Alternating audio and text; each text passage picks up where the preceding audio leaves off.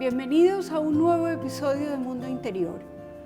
Hoy vamos a conversar sobre un tema que me atañe en muchos sentidos. Creo que es una reflexión que todos debemos tener y es más allá del concepto de inclusión. Para eso he invitado a Tete Calderón, quien generosamente me brinda este espacio para conversar.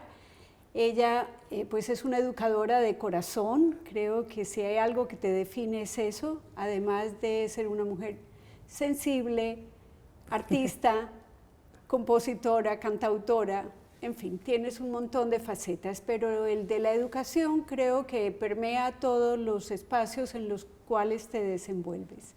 Bienvenida. Hola Lucy, gracias por invitarme a este espacio.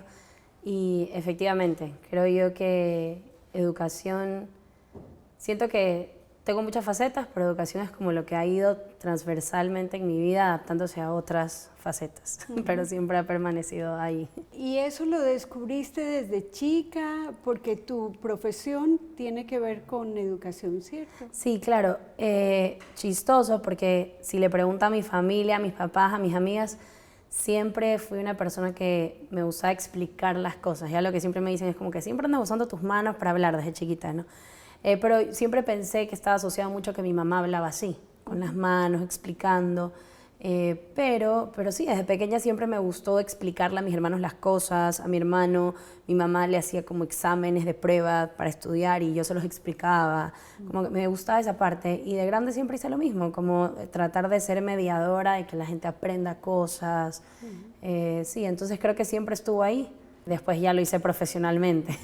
Yo sí creo que es un don, esta habilidad de transmitir lo que sabes y que las personas puedan sentirse libres de hacer preguntas o de reconocer a veces lo que les cuesta y hacerlo con tu guía, porque debe ser que facilitas ese conocimiento en las personas a quienes les llega.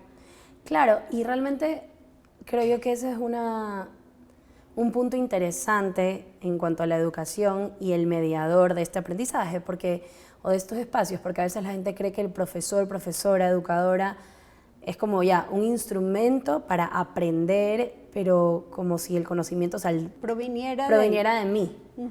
Cuando realmente sí, que yo he estudiado y que sé cosas, o si vamos a ponernos en algo más específico, soy profesora de maternal, que conozco el color rojo, lo conozco, pero así como yo conozco el color rojo, usted conoce el color rojo y la mamá del niño tal vez también conoce el color rojo, pero realmente creo yo que ser educadora, estar dentro de ese espacio de aprendizaje, es poder ser un canal para poder alcanzar ese aprendizaje, pero en cuanto a habilidades para la vida, no en cuanto al concepto necesariamente, porque el concepto de color rojo, como le digo, lo puede aprender todo el mundo, y de la experiencia de salir al patio y encontrarse una florcita roja y el niño ya supo el rojo.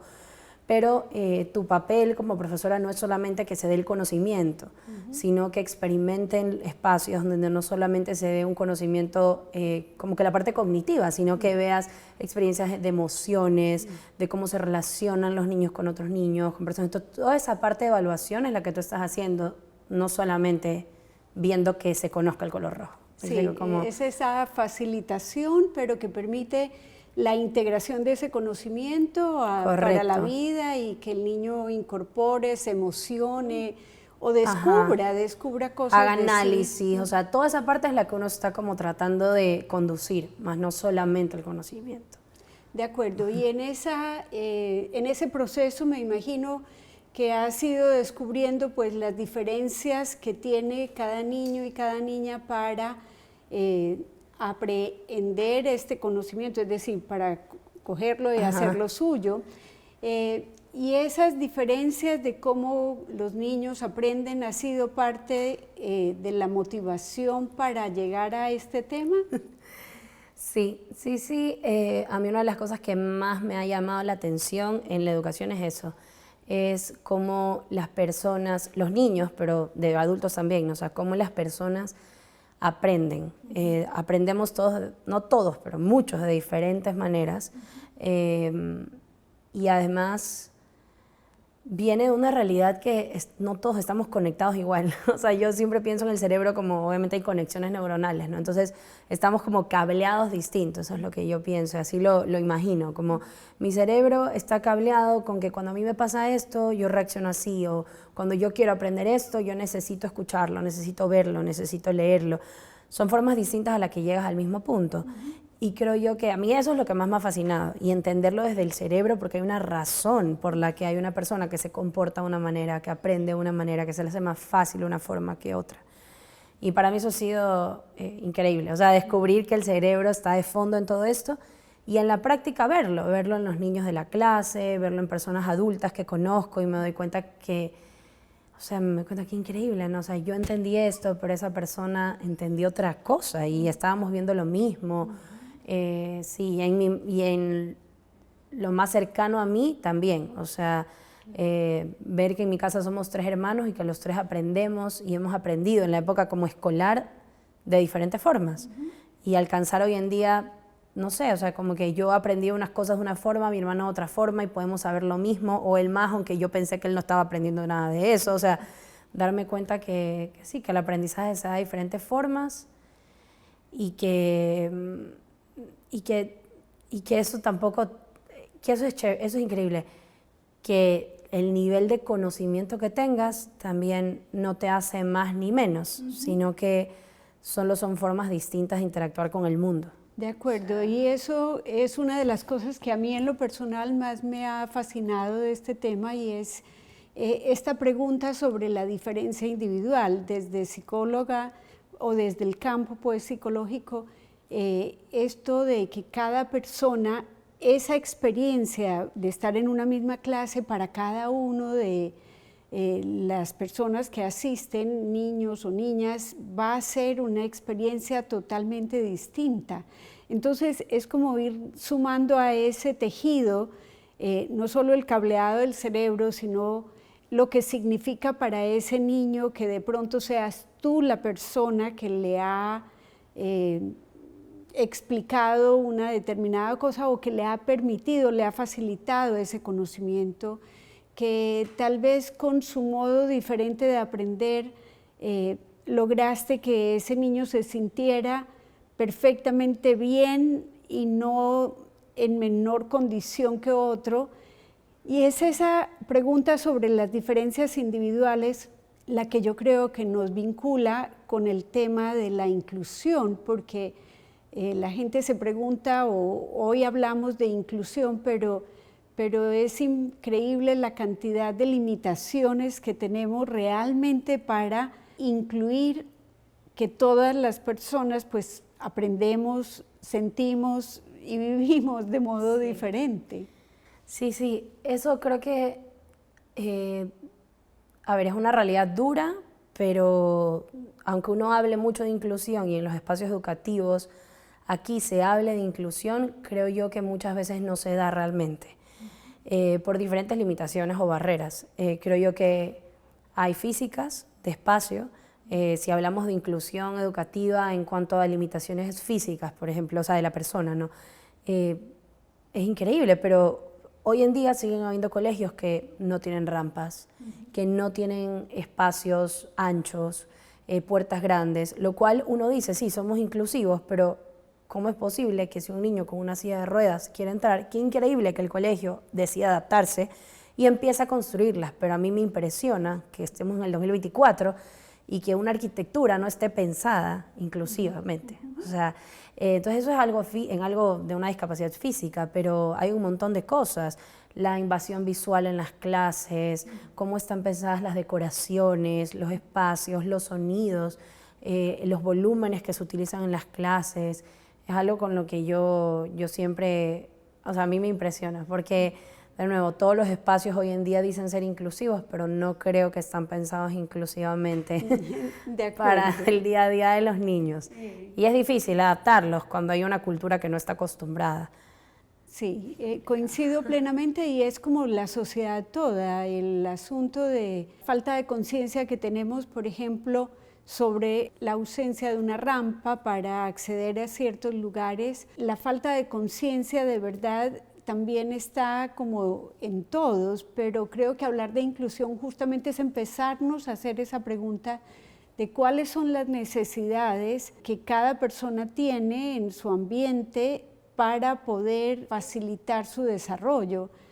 Sí, y también creo que a veces confundimos el concepto de inclusión es igual a incluir a toda persona que tenga una discapacidad visible o evidente para la media del mundo. Sin embargo, no es eso. No es eso, y si yo voy a hacer una clase inclusiva, incluye estilos de aprendizaje, que no es una discapacidad. No, ¿Me explico? simplemente una forma entonces, de aprender. ¿a qué voy con eso? Que cuando hablamos de inclusión, hablamos justamente de incluir a todo el mundo. No es solo pensar en la rampa y en cosas visibles o evidentes, sino pensar en que esté hecho el espacio para quien lo necesite, no para quien yo espero que aprenda de una manera específica, no para quien yo espero que pase el año con estos aprendizajes, no, sino para quien lo necesita y cómo lo necesita. Y creo yo que ese es como el arte de las profesoras, ya que a veces, al menos yo trabajo en maternal hace años, y a veces se ve un poquito como, la palabra no creo que es menospreciado, pero digo, subestimado, como si solamente estás ahí jugando, cantando, divirtiéndote, cuando sí, uno provee esos espacios y esas experiencias, pero realmente el arte está en dar el espacio para que los 15 niños de tu clase puedan adquirir aprendizaje, puedan tener experiencias buenas. Hay niños más sensibles, menos sensibles, hay niños que se mueven más, se mueven menos, hay niños que, es curioso porque voy a explicar un ejemplo, ¿no? O sea, uno está sentado y están 15 niños y uno empieza el saludo. Y uno desde afuera que ve a una profesora que está cantando hola, hola, para decir hola, y los 15 niños que cantan también. Pero yo que veo, no hay 15 niños ahí sentados cantando, no, porque de los 15 hay un niño que no le gusta cuando el volumen se pasa de nivel 8 de mi parlante, y yo lo sé. Entonces, si esa canción está grabada en un volumen muy alto, yo sé que cuando sale hola, hola, yo le tengo que bajar el volumen, porque ese niño se va a poner a llorar o se va a poner incómodo. Y el niño de al lado, en cambio, es un niño que necesita más energía, porque si no se duerme. ¿Ya? Entonces, ¿yo cómo hago? No le voy a subir el volumen porque eso perjudica a uno, pero si yo necesito llamar la atención del otro, yo bajo el volumen, pero repito el nombre del segundo para que se conecte conmigo, porque sé que no le puedo subir el volumen, ¿me explico? Y el tercer niño, en cambio, es un niño que le molesta que lo toquen mucho. Y la niña al lado es una niña que le gusta mucho tocar o sea, y así son 15, y tú sigues 15. Hola, hola, hola, pero todo esto pasa en tu cabeza. Entonces, claro, como que tú estás tratando de gestionar el espacio para 15. De acuerdo, y a las necesidades de cada uno de los 15. Para que se sienta cómodo, porque claro. Algo que yo siempre trato de explicar es que, bueno, y eso está comprobado, ¿no? El cerebro, la persona, el niño no aprende donde no se siente cómodo y emocionalmente conectado. Entonces es ahí la importancia de generar un espacio cómodo, seguro. Y luego de ese espacio seguro existe el aprendizaje, pero si yo no genero eso... Es como una condición sin la cual no se va a dar el aprendizaje. Sí. Y eso aplica para tantas cosas en la vida, en las relaciones humanas también. Sí. O sea, hay personas con las cuales yo lo veo en terapia. Si yo siento que no hay comodidad en la relación en una primera entrevista, puedo hacer la predicción de que esa persona no va a volver. Claro. Y no estoy muy lejos de la realidad, o al revés, si hubo mucha comodidad, yo sé que recién empezamos, pero esa persona va a experimentar algo positivo y la predicción es que va a venir a la cita nuevamente. Claro. Ha señalado una cosa que creo que es justo por eso también que necesitamos hablar de inclusión, porque hay toda esta idea de que es hacer cosas para discapacidades, pero no, es para que todas y cada una de las personas que estén en un salón de clase tengan la posibilidad de que su forma de aprender sea detectada y que los contenidos que se van a desarrollar se ajusten o se adapten a esas necesidades.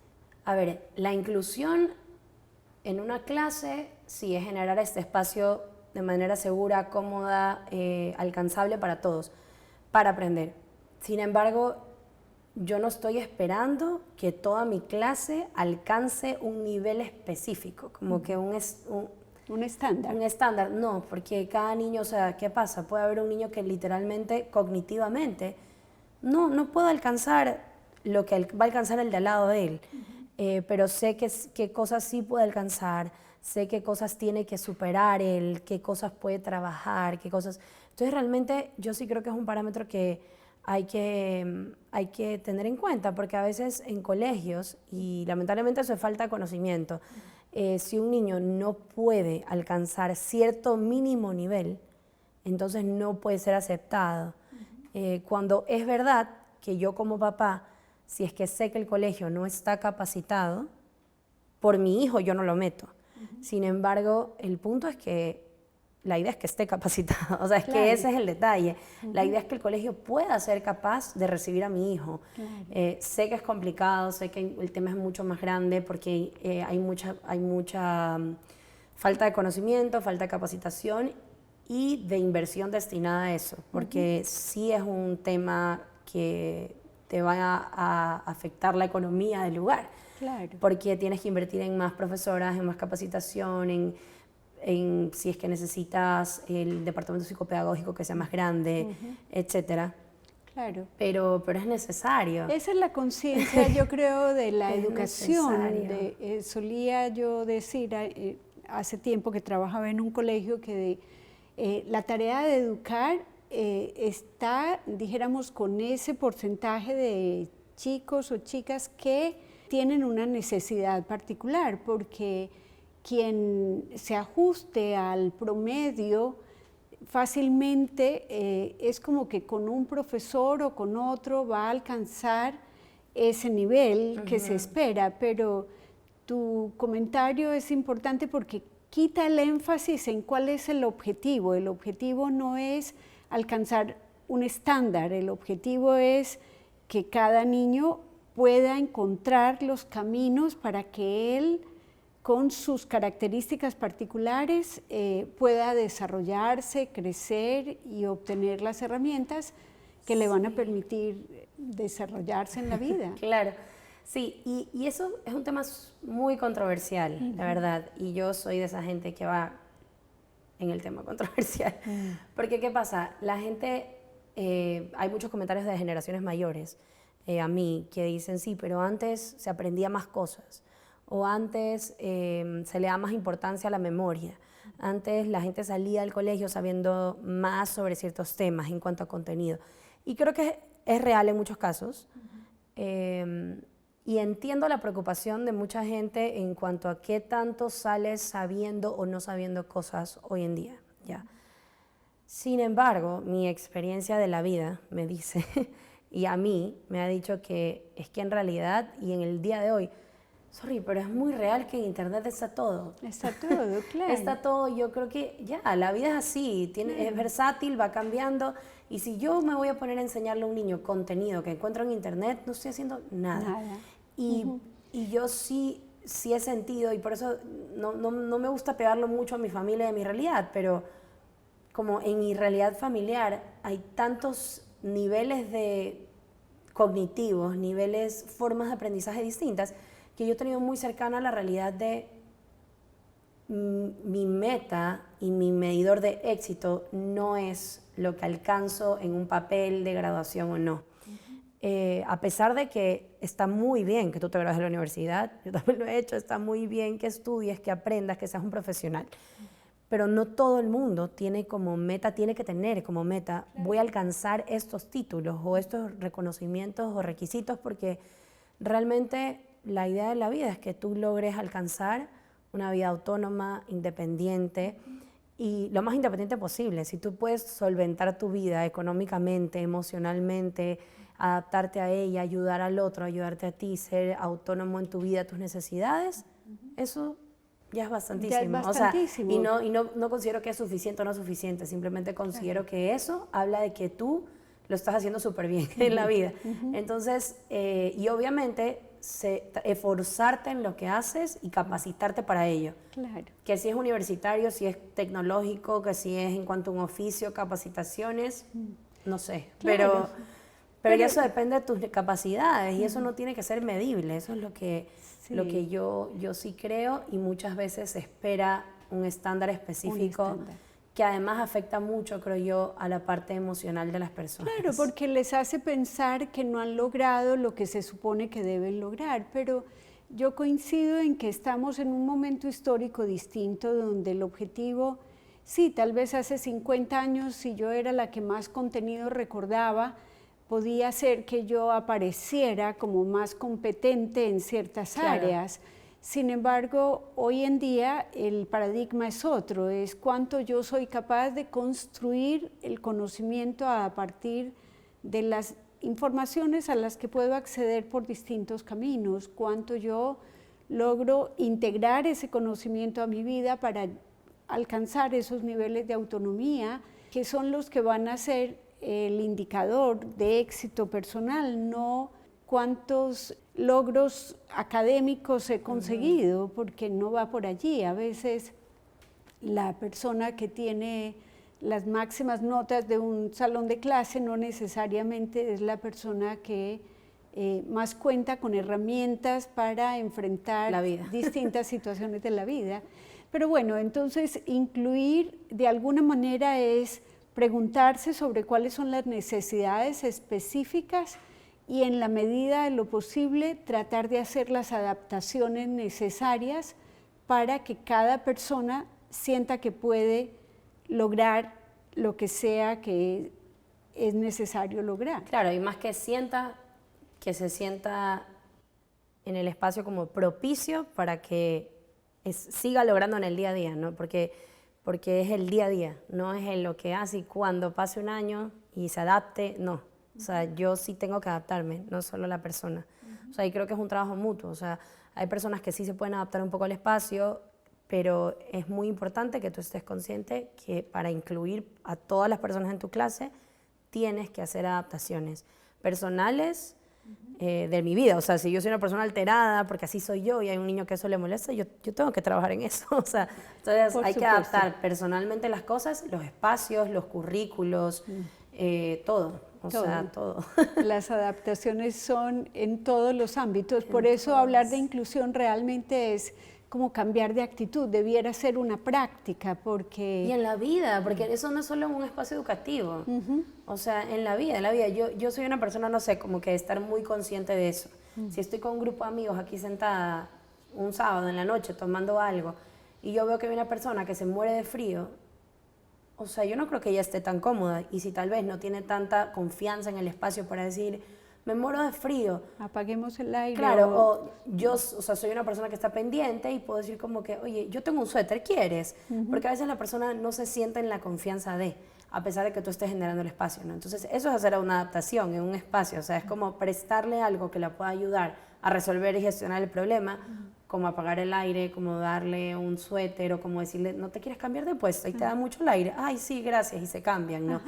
Que Dios es una visión, o sea, de la vida, que la gente a veces no está tan consciente. No está tan consciente. Y no creo que es algo, o sea, no es con una mala intención, creo que es educación. Claro, es como que no estamos acostumbrados realmente a mirar al otro, a preguntarnos qué necesidades tiene y si yo puedo hacer algo para adaptarme o ayudarle a la persona a que se adapte a esa situación. Hay una gráfica sobre el tema de adaptación que a mí siempre me encanta y es unos niños de distinta estatura que están queriendo ver detrás de un muro y entonces hay uno de ellos que siente que no puede porque realmente no le da la estatura para mirar al otro lado y entonces viene alguien con un banquito y ya el niño es capaz de mirar a través del muro, entonces decía, la gráfica dice, es tan simple como esto, adaptaciones, no es pensar necesariamente en cosas grandiosas o decir de entrada esto no lo podemos hacer, porque ese es uno de los obstáculos que yo creo a veces las personas tenemos, de creer que no vamos a poder hacer, pensando quizá que son cosas muy grandes, pero con acciones sencillas incluimos con esa mirada en una reunión social o a veces que estamos hablando y hay alguien que viene de otra cultura y tal vez no comprende una palabra, el uso habitual de la palabra. O alguien que no habla. Alguien que y no decirle, habla. oye, ¿tú qué opinas? O sea, algo para que la persona sea incluida, ¿me explico? De acuerdo. Y no es que alguien lo esté excluyendo si no lo hace, pero es la importancia, creo yo, de la visión de estar consciente y hacer algo para cambiar. Claro. La inclusión definitivamente sí es una actitud y consiste en esas pequeñas acciones para que las otras personas no estén alejadas y se puedan sentir parte. Una de las cosas que cuando hablo también de este tema ha venido en los últimos días como a mi consulta 2 o 3 comentarios que generan también un poco de polémica y me gustaría tu opinión. La primera es que los niños tienden a rechazar al que es diferente o al que se siente diferente, o sea, ¿qué tanto, o al que se ve diferente? ¿Qué tanto en tu experiencia hay esta crueldad de los niños con quien, obvio, es una generalización y todas las generalizaciones pues encarnan algo de falsedad, pero la premisa general que muchas personas tienen es que quien luce diferente, quien actúa de manera muy diferente, va a tender a ser, los niños van a ser crueles con él. En tu experiencia o con ella, ¿es tu experiencia? ¿Ha habido como comportamientos que te permitan a ti decir si esta es la tendencia cuando vemos algo diferente en los niños, particularmente en las edades de preescolar? Esto es interesante porque creo que justamente va por la edad.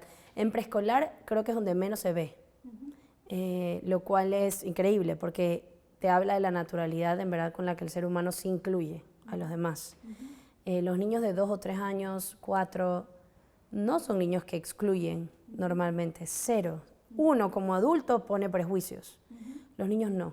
Es más, yo he tenido la experiencia totalmente contraria. Siempre que he trabajado en mi clase con niños con síndrome de Down, con autismo, con necesidad, o sea, con problemas de comunicación, los niños cuando tú les explicas a los otros niños, yo no tengo por qué explicarles que ese niño tiene esto o este niño, sino que yo le digo al niño, porque los niños preguntan, entonces un niño dice, ¿y por qué ese niño, o por qué Pepito no se para solo? ¿No sabe caminar? Entonces tú le dices, no, él sí sabe caminar, solo que a veces le cuesta un poco pararse, ¿tú lo quieres ayudar? Y el niño, sí. Y los niños aprenden así, y inmediatamente, a mí me pasó esto, una niña con síndrome de Down que le costaba mucho tener la iniciativa de pararse. Y una niña ni me lo preguntó, sino que un día se dio cuenta que cuando todos se paraban a saltar en este momento, ella no se paraba. Pero normalmente ella caminaba, y ella me dice, tía, ¿la ayudo? Y yo, bueno, y la niña le da la mano y se paraba. Y esta niña aprendió sola que cada vez que ella le daba la mano, esa amiga sí se paraba. Entonces, desde ese día, esa niña se acercaba siempre a esa otra niña a darle la mano para que se pare. Y la otra niña se incluía perfecto en el grupo. Entonces, ese tipo de cosas siempre se ve en preescolar. Los niños con naturalidad incluyen al otro y saben qué necesita y lo van a ayudar sin criticarlo, sin juzgarlo. Sin embargo, cuando crecen, es real, yo creo que en primaria y secundaria, pero esta edad de 10 años, es una edad, creo que también hormonalmente, las mujeres también cambian mucho, los hombres, y sí se da un mayor juicio ante cómo se ven las personas. Creo yo que también está muy influenciado por lo que los papás y los profesores decimos. Pero me encanta. Porque no son los niños, Claro. es que es impresionante porque no son los niños. Los niños naturalmente aceptan al otro como es y preguntan, ¿y por qué él hace eso? Y con naturalidad tú les explicas, ah, ya, ok, y entendió. Ya entendió. Y no es una razón para juzgar, para criticar, para hacer de menos a alguien, 0. Creo yo que eso es más influenciado por adultos y por el mundo y por las redes, el internet, cuando ya empiezas a tener acceso a eso. Claro. Que te venden imagen de una persona ideal, imagen de... o los papás, los comentarios de qué esperan de los niños. Entonces, claro, si yo como papá espero de mi hijo, estoy inventando algo súper básico, ¿no? Que siempre esté con el pelo perfecto, porque mi hija siempre va con el pelo pegado al colegio, y no es nada malo, es algo que yo le estoy tratando de inculcar a mi hijo, como que es que una persona que se peina bien se ve bien, me invento un comentario. Y entonces, ¿qué pasa si llega una niña a mi clase Despeinada. despeinada? No es menos por eso. Tal vez como adulto, si tú dijeras algo así como, es que es importante peinarse porque habla del orden, de la limpieza. Ok, tal vez esa niña vaya al colegio y le diga a la otra niña, oye, en niñas chiquitas, ¿no? Como que a ti no te gusta limpiarte, o sea, un comentario así de chiquitos, pero la niña diga, no, ¿por qué? Y naturalmente le diga, no, es que mi mamá me enseñó que eso está bien, no es nada malo, pero si es que la mamá o la persona lo pone como algo despectivo o un juicio, es que si tú, no, pues ¿qué vas a andar? Comentario típico, ¿no? ¿Qué vas a, no, es que si tú andas así con los pelos parados, es que como que casi que no tienes mamá, nadie te dice que salgas así, nadie te ve como sales de la casa. Para mí, eso es que cuando yo veo una niña con el pelo despeinado, no tiene mamá.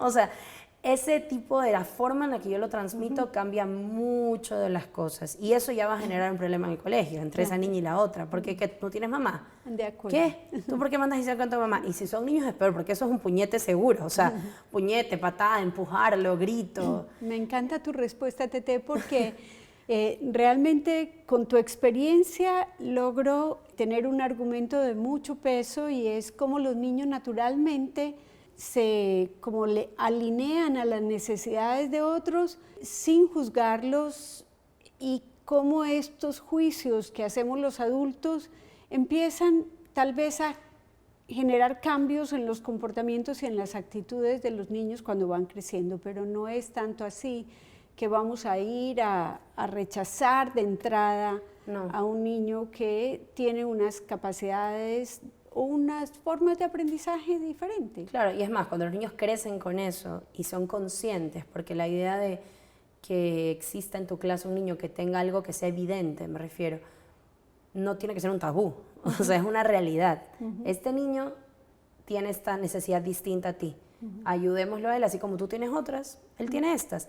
Ya, cuando esto es consciente, son niños que crecen en un ambiente consciente de esto y son niños que con mucha naturalidad pueden ser mucho más empáticos con esto el resto de su vida. De acuerdo, esa es una de las cosas que por lo menos en teoría aparece como una de las bondades de la inclusión y es que a diferencia de lo que se cree que puede retrasar al grupo o que tal vez va a impedir el desarrollo, no sé, competitivo de algunos, a diferencia de lo que se cree, decía, hay esta evidencia de que la inclusión permite desarrollar habilidades de empatía, permite que nos situemos en las necesidades de otra persona, que finalmente de eso se trata, vivir en comunidad. Sí, sí. Y también parte de que esa palabra a mí o sea, creo que es clave, empatía. La empatía incluye, como parte de la inclusión, no es solamente hago una adaptación, sino también creo que es permitir a la persona desarrollarse y vivir la vida como él la vive. Auténticamente. porque a veces en las casas se da una falta de inclusión que yo me impresiono, en la mía, en la de mis amigas. No sé, pues hay una persona que motrizmente le cuesta más hacer las cosas, limitan a la persona. O sea, no sé, pues hay una persona que cuando hace prensión como que le tiemblan un poco las manos, es un hijo en una familia que, no, nada, yo corto el queso porque tú lo vas a destruir. Eso es terrible. O sea, yo estoy limitando el desarrollo de esa persona de manera impresionante, porque es una persona que se va a sentir menos, que se va a sentir no capaz, que no le estás ayudando a desarrollarse. O sea, entonces, yo creo que por eso digo, no solo es hacer adaptaciones, sino permitir que los espacios se den con naturalidad y no con un estándar, porque si yo estoy esperando que en mi casa el queso se vea recto y mi hijo no lo sabe cortar recto, ¿por qué le voy a quitar la posibilidad de cortar el queso? O sea, y de nuevo, esto es cortar el queso, pero eso se va a un trabajo, a lo que yo espero de una persona, a lo que yo permito que la persona experimente o no, claro, en base a una idea de yo creer que no es capaz o de que lo va a hacer en un no estándar esperado por mí. O sea, de acuerdo, y esa información, como hemos dicho también en otros episodios de Mundo Interior, va calando en la autoestima de la persona porque va definiendo un poco su identidad como alguien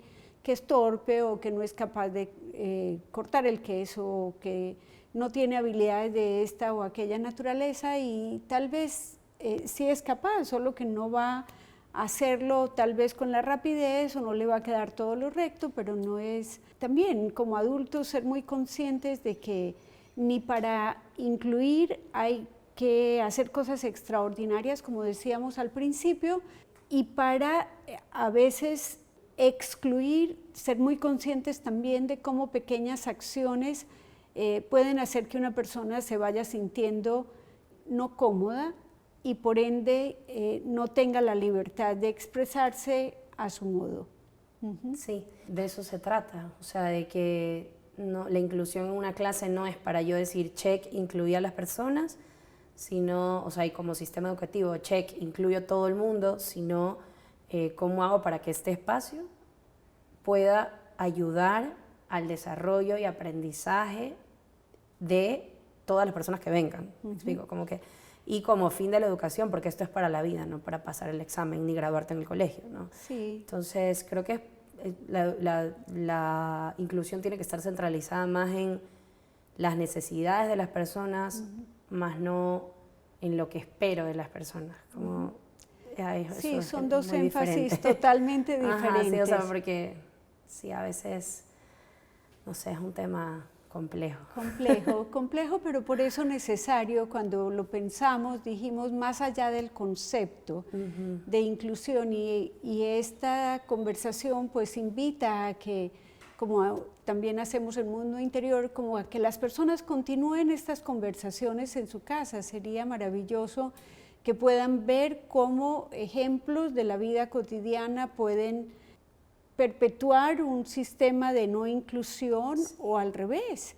Pequeñas acciones pueden empezar a hacer sentir a personas que normalmente están al margen o que no se sienten cómodas. Es como que este tema permea a otros o se relaciona con otros conceptos más bien, el de la marginalidad, o sea, hay personas que se sienten diferentes y por tanto están afuera, no se sienten parte de. Entonces, pertenecer sería como una de las bondades que nos da la inclusión y no hacer las adaptaciones para que esto se dé, pues va a perpetuar modelos de exclusión. Sí, sí, sí. Y como decía usted, y ahí usted es la experta en eso, pero el sentido de pertenencia es demasiado importante para la vida, o sea, de verdad para poder vivir y para poder aprender también. Entonces, es que es una necesidad, o sea, hablamos que las necesidades,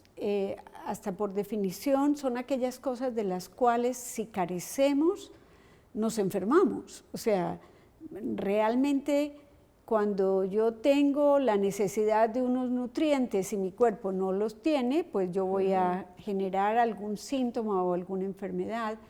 Lo mismo sucede socialmente, cuando las personas no sienten que pertenecen, están mucho más vulnerables en todo sentido. Y de nuevo, hablar de inclusión es tener esta conciencia que todos debemos caber en un salón de clase, en una familia, en un grupo social. Hablar de inclusión también es hablar de derechos. Claro, y es que no es que el colegio tiene que ver cómo logra, si puede o no puede, sino que la educación es un derecho. Y si es que la educación es un derecho para un niño, yo debo poder dársela en mi espacio, ¿no? Claro. Pero sí, y creo yo que es súper importante dentro de esta idea de inclusión, no solo pensar en el sistema educativo o en el colegio como espacio, sino de lo que hemos hablado, ¿no? En cómo la persona que está siendo instrumento de este espacio educativo y si incluye o no incluye, con sus palabras, con sus gestos, porque de verdad, yo en mi experiencia personal es algo que vivo feliz contándolo, en mis redes sociales lo pongo bastante, y es que yo, por ejemplo, vivo muy agradecida con las personas que yo tuve como profesoras en una época de mi vida, por ejemplo, en el colegio, a pesar de que en algún momento alguien pueda señalar o haya señalado el colegio en el que yo estuve como un lugar que no era tan inclusivo, o que no veías personas con tantas necesidades especiales físicas o notorias, por decir así. Realmente yo viví un espacio muy inclusivo para mis necesidades. Yo viví un espacio en el que las personas que fueron instrumentos sí se preocuparon por otras dimensiones de mi vida, no solamente porque yo adquiera ese conocimiento o no. Y es lo que, por ejemplo, para mí hoy en día es un modelo increíble de pensar de en pensar la importancia de la persona que está ahí parada, qué palabras utiliza, qué palabras no utiliza, qué palabras, qué mirada, con qué mirada te mira. O sea, es que, bueno, yo soy una persona muy sensible y yo sí estoy pendiente de cómo me mira una persona. Y si hay una persona que me mira con superioridad y que yo soy menos y que tú eres más y que tú vas a hacer las cosas porque yo digo, a mí eso me genera mucho rechazo. Mucho rechazo. Y no es un espacio en el que yo hubiera aprendido. De Y a mí acuerdo. personalmente, el espacio que me brindó el colegio, que me brindaron estas personas, sí fue un espacio en el que yo, que estaba en una etapa muy vulnerable de mi vida, a pesar de que no quería estar ahí aprendiendo nada, que es la realidad de lo que me pasó, aprendí. Y aprendí, yo siempre digo, más que conocimiento, porque yo sí me las ingenié para salirme de muchas clases de todos los días, para meterme en todas las competencias y cosas que existieron porque me aburría mucho mi clase, es la verdad. Aunque las profesoras me caían muy bien, yo siempre digo, yo iba al colegio a hacer vida social. Yo pasé increíble haciendo vida social con amigas y profesoras, Eso de las te cuales iba- soy amiga hoy en día. Entonces ellas lo saben, yo disfrutaba conversar con profesoras y para mí fue mi motivación de ir al colegio todos los días, porque me caían bien las profesoras, no el aprendizaje. No, el o sea, eso aprendizaje. no. Es que Y- como hemos tenido oportunidad de compartir en otro espacio, yo justo tenía la curiosidad de preguntarte si querías compartir estas necesidades que tú tienes, estas formas diferentes que tú ves y has sentido a lo largo de la vida, lo fácil que te aburres, cómo tu cabeza a veces tienes una sensibilidad. Voy a contar una anécdota que a mí me llamó mucho la atención y es, un día estábamos conversando en mi consultorio y tú te sentías incómoda con alguien que movía una funda En la sala de plástica en la espera. sala de espera y yo decía, ¿cómo? Yo ni siquiera la escucho. Entonces, al inicio, cuando te presenté esta característica de sensibilidad, para mí es una cualidad y es una cualidad que te permite captar muchas cosas que normalmente pasan desapercibidas y te admiro por ello porque además es como, me sorprende la cantidad de cosas de las cuales tú alcanzas a darte cuenta y a ser sensible y me imagino que en un salón de clase, no sé, una manera distinta de sentirte. Entonces, sobre tu manera de aprender, sobre tus características individuales, si querías compartir un poquito. Sí, sí quiero. Y si no hubiera querido ya me tocaba. Pero no, sí quiero, sí quiero. A ver, sí, yo considero, cuando estaba en el colegio siempre pensé que, siempre he pensado que las cosas me aburren rápido y lo he visto como una cosa negativa. Creo que tiene sus Partes positivas. Sí, pero digo, como que es una debilidad para ciertos momentos y ciertas cosas, pero tiene también sus cosas positivas. Más que llamarlo el aburrimiento, lo positivo es que yo he aprendido demasiadas cosas. O sea, yo sé hacer muchas cosas. Inquieta, y siempre me inquietísima. dicen como que es que tú eres todóloga, porque yo subo muchas cosas en mi Instagram. Entonces la gente dice, no entiendo, también pintas, también cantas, también dibujas, también te gusta hacer cosas al aire libre, también juegas deportes, ¿qué deporte no haces? Etcétera, ¿no?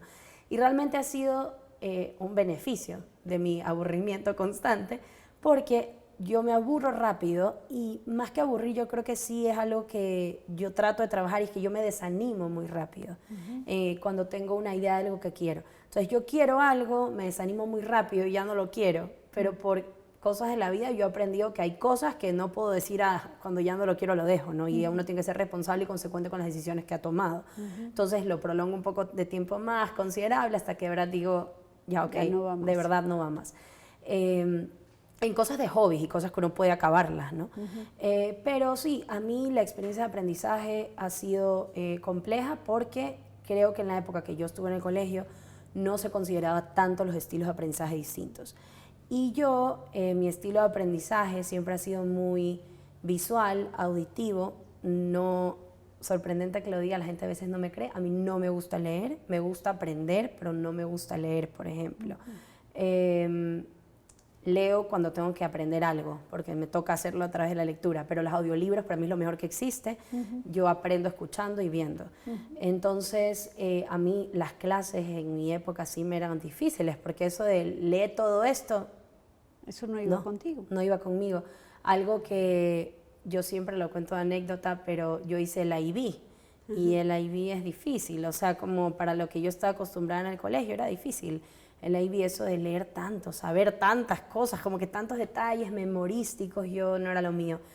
Y yo me acuerdo que me dieron un texto de este tamaño, de todos los líderes políticos para historia, y yo vi ese texto y yo dije, yo sé que no lo voy a abrir.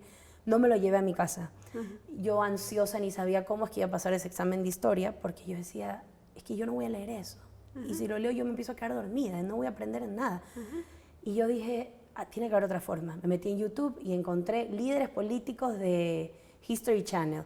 3 horas y media de cada líder. Yo me pasé viendo esos videos de YouTube todo el fin de semana antes del examen de historia.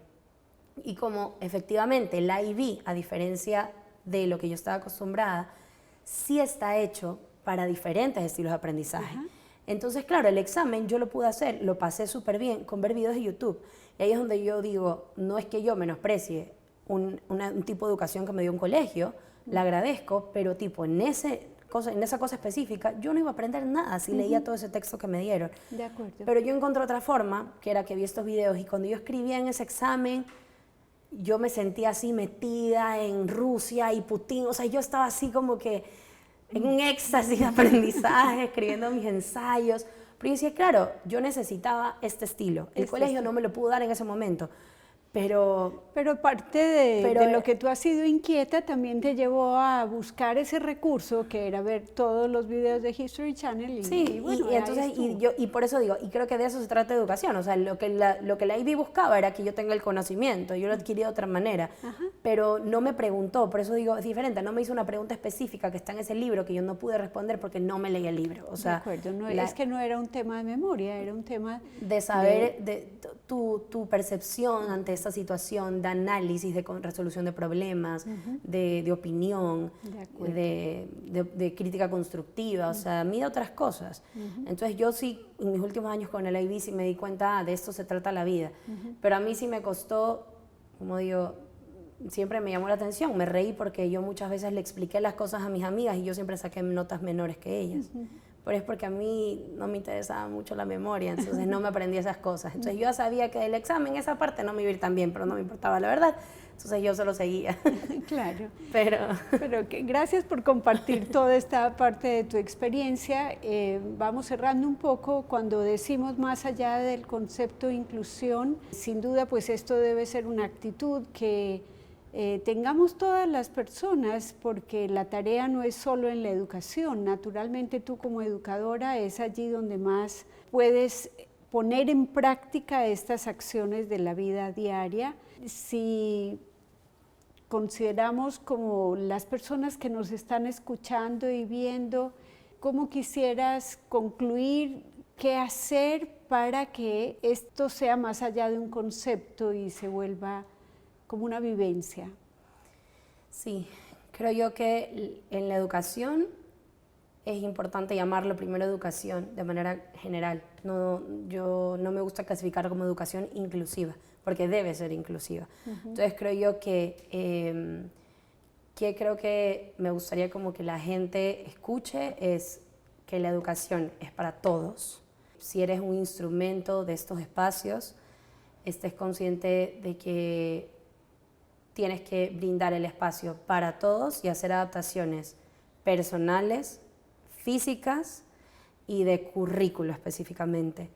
Y en cuanto a las personas que no están en el ámbito educativo, considerar que todo el mundo tiene el derecho de compartir espacios, de ser parte y de sentirse parte de los espacios, y que para eso no solamente el otro se tiene que adaptar, sino uno tiene que adaptarse también a esas necesidades del otro, aunque no sea la media de las personas, aunque sea una minoría. Y pensar continuamente en qué es lo que yo siento, qué es lo que yo experimento en una determinada situación y cuáles son las necesidades del otro. Realmente esas dos como niveles de pregunta son los que van a permitir que nos sintamos parte, perteneciendo.